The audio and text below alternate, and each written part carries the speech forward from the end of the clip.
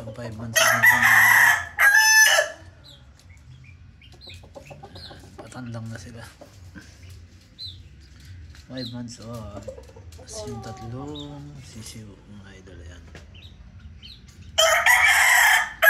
Yung tatay nila.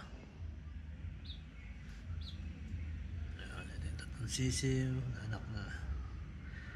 Kasi ito yung tatay ng 5 months old mga lods. Ayan. Mga kaso. Ang laking manok nun. Halos sumahid sa tuba itong kulungan mga lods. Ayan, yun naman yung kapatid niya. Ayan, kapatid niya sa ama. Ito yung mga lods. Ito, ang laki rin na ito mga idol. Halos sumahid na rin sa tuba ito. Lalo pagka tumingkayad talaga. Ayan, ayan. Halos sumahid sila sa bubong ng kulungan nila. Ganun sila kataas. Ayan yung tatlong sisiw mga lods. Ito medyo mababa. Medyo mababa yan lods. Isa lang lalaki ata dito mga idol. So ayan yung tatay. Mga mistisuin. Ito yung tatay ng 5 months old ko. Ayan si Rabeno mo. Mga lods. Sahid sa bubong. Ang laki niyan.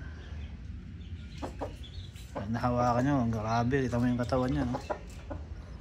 Nipis ng balahibo niya mga lods. Katawan niya talaga yung nakikita nyo dyan. Solid yan. Yung isa na yun, balahibo yun. Pero malaki rin ang katawan. Yan ang anak na.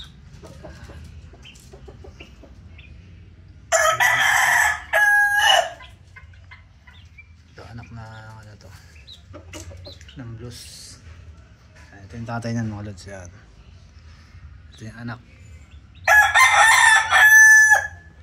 Blues ang nanay, Maclean ang tatay na yellow legged, half Maclean yung tatay nila. Kaya 1/4 na lang ang Maclean dito mga lods. Ang dugo nila na Maclean 1/4 lang. Yan.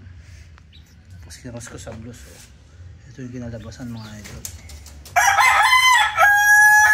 Ganda naman. Kahit pa paano, yan, may tsura naman yung mga manok.